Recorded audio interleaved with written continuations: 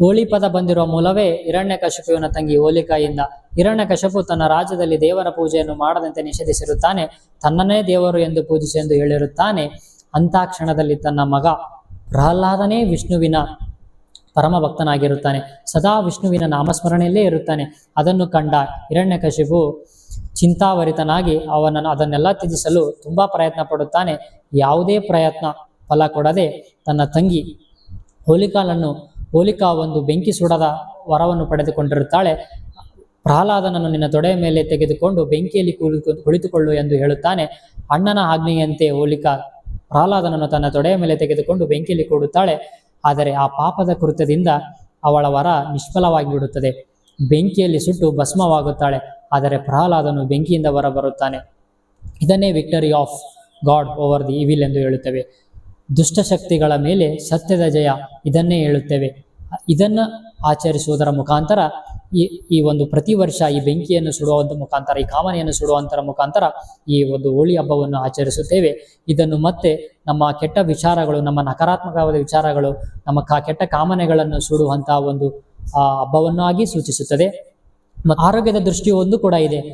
ಹೋಳಿ ದಹನ ಮಾಡುವುದರಿಂದ ವಾತಾವರಣದಲ್ಲಿರುವಂಥ ರೋಗ ರುಜಿನ ಹುಟ್ಟು ಹಾಕುವಂಥ ಕ್ರಿಮಿ ಕೀಟಗಳು, ಸೂಕ್ಷ್ಮಾಣು ಜೀವಿಗಳು ಕೂಡ ಅವು ಶಾಖದಿಂದ ನಾಶ ಹೊಂದುತ್ತವೆ ಎಂದು ಒಂದು ನಂಬಿಕೆ ಇದೆ. ಮತ್ತು ವಸಂತ ಋತುವನ್ನು ಆಗಮನ ಮಾಡಿಕೊಳ್ಳುವಂತಹ ಒಂದು ಹಬ್ಬವೂ ಆಗಿದೆ. ಅದಕ್ಕಾಗಿಯೇ ನಾವು ಬಣ್ಣಗಳನ್ನು ಎರಚಿಕೊಂಡು ಆ ವಸಂತ ಋತುವಿನ ಆಗಮನವನ್ನು ಮಾಡಿಕೊಳ್ಳುತ್ತೇವೆ. ಪ್ರತಿಯೊಂದು ಬಣ್ಣವು ಒಂದೊಂದು ಸಂಕೇತವನ್ನು ಸೂಚಿಸುತ್ತದೆ. ಮತ್ತು ಸೌಹಾರ್ದತೆಯನ್ನು ಕೂಡ ಇದು ಸೌಹಾರ್ದತೆಯನ್ನು ಕೂಡ ಇದು ಸೂಚಿಸುತ್ತದೆ. ಏಕೆಂದರೆ ಬಣ್ಣಗಳನ್ನು ಎರಚಿಕೊಳ್ಳುವುದರಿಂದ ಯಾವುದೇ ಜಾತಿ ಮತ ಭೇದಗಳನ್ನು ಎಲ್ಲವನ್ನು ಬೆರೆತುಕೊಳ್ಳುತ್ತೇವೆ. ಮತ್ತು ಇನ್ನೊಂದು, ಆ ಬಣ್ಣ ಹೆಂಗಿರಬೇಕಂದ್ರೆ ನೈಸರ್ಗಿಕವಾದ ಬಣ್ಣಗಳನ್ನೇ ಉಪಯೋಗಿಸ್ತಿರಬೇಕು.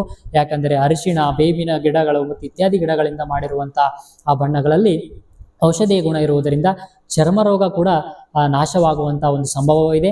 ಮತ್ತು ಯಾವುದೇ ರೀತಿಯ ರಾಸಾಯನಿಕ ಬಣ್ಣವನ್ನು ಹಾಕದೆ ಅದನ್ನು ತ್ಯಜಿಸಿ ನೈಸರ್ಗಿಕವಾದ ಬಣ್ಣವನ್ನು ಉಪಯೋಗಿಸಿ ಯಾವುದೇ ಪ್ರಾಣಿಗಳ ಮೇಲೆ, ಮಗುವಿನ ಮೇಲೆ, ತಿನ್ನುವ ಪದಾರ್ಥಗಳ ಮೇಲೆ ಆ ಬಣ್ಣವನ್ನು ಹಾಕದೆ, ಯಾವುದೇ ಹಬ್ಬ ಅಂದರೆ ಹೆಂಗಿರಬೇಕು ಅಂತಂದರೆ ಪ್ರತಿಯೊಬ್ಬರು ಅದನ್ನು ನೋಡಿ ಖುಷಿ ಪಡುವಂತ ಇರಬೇಕು.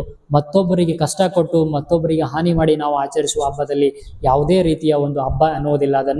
ಅದಕ್ಕಾಗಿ ನಮ್ಮ ಸಂಸ್ಕೃತಿಯನ್ನು ಹಿಂದಿನ ಹಿರಿಯರು ಮಾಡಿರುವಂತಹ ಹಬ್ಬಗಳ ಜೊತೆಗೆ, ಆ ಕಾರಣದ ಜೊತೆಗೆ ಒಳ್ಳೆಯ ರೀತಿಯಲ್ಲಿ ಯಾವುದಕ್ಕೆ ಹಾನಿ ಆಗದಂತೆ ಒಂದು ಒಳ್ಳೆಯ ರೀತಿಯಲ್ಲಿ ಆಚರಣೆ ಮಾಡುವಂಥದ್ರಲ್ಲೇ ಒಂದು ಅರ್ಥವಿದೆ ಎಂದು ಹೇಳುತ್ತಾ ತಮ್ಮೆಲ್ಲರಿಗೂ ಹೋಳಿ ಹಬ್ಬದ ಶುಭಾಶಯಗಳು. Happy Holi. Thank you everyone.